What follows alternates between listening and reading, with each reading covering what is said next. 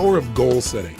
You know, any success program that I've ever had the good fortune to go through, whether it be a good book, a good set of tapes, a good seminar, almost every single one talks about the power of goal setting. Why? Because it's a fundamental key to all lifelong success plans you could possibly imagine. The challenge, of course, is we hear it so often, we tend to take it just a little bit for granted, don't we? I mean, you get yourself on the point where you've heard it so often, you go, please don't talk about goal setting. You know, I know all about it. Yes, I should make sure my goals are stated in the positive. Yes, I should write them down. Yeah, I know all that stuff. Come on. But you know what? You got to be careful not to get caught in that trap called the law of familiarity. You know, where you get so used to it, you begin to take it just a little bit for granted because fundamentals have to be practiced daily. Hey, think about the greatest coaches that you can think of in sports history. Names that come up for me are names like Vince Lombardi, for example, or John Wooden. What were they known most for? Teaching fundamentals to people that were already the best at what they do. I mean, think about it. John Wooden would take a basketball player, a kid who is the best in the world at what he does virtually, at least for his age group, and he can make a shot from virtually anywhere, and he'd go, that's really cute, kid. Get over here, and I want you to shoot 400 free throws. And the kid says, I can do that. He said, yeah, well, let's see you do it.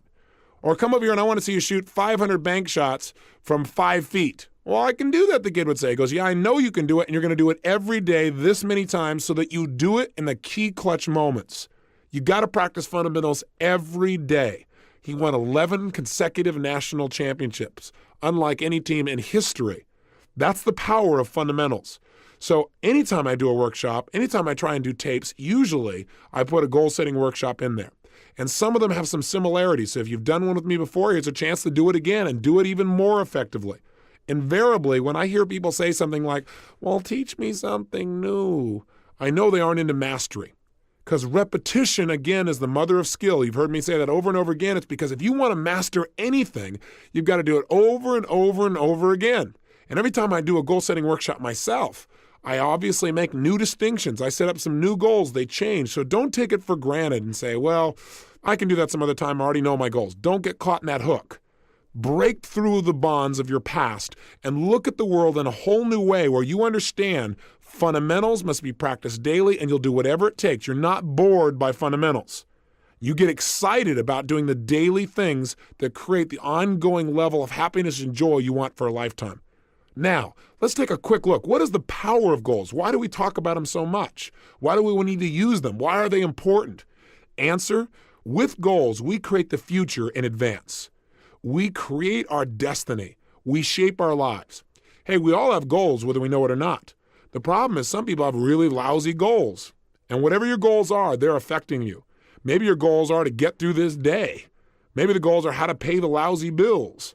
The problem with goals like that is they don't exactly inspire you and get you to jump out of bed early in the morning and say, I can't wait to go out today and pay my lousy bills. Rarely does that really create emotion and drive inside of you.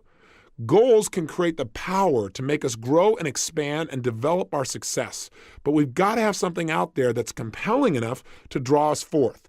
Done properly and specifically, they transform our lives. One of my best and favorite examples is a study that was done in 1953 at Yale University. What they did there was an intensive study where they interviewed the graduating class just before they left school.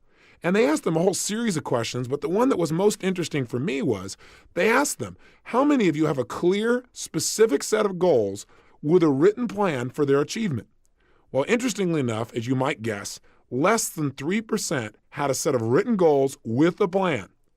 20 years later, in 1973, they went back and interviewed the surviving class members of the class of 53. And they interviewed these people to find out what were their lives like. Well, the interesting thing was the 3% that had written goals that specifically had a plan for their attainment appeared to be happier, more well-adjusted, more excited about their life as a whole. But see, those things are subjective. The one thing that's very measurable is this. The group of people who had written goals were worth more in financial terms than the entire other 97% that didn't have goals combined. Think about that. That's the power of goal setting.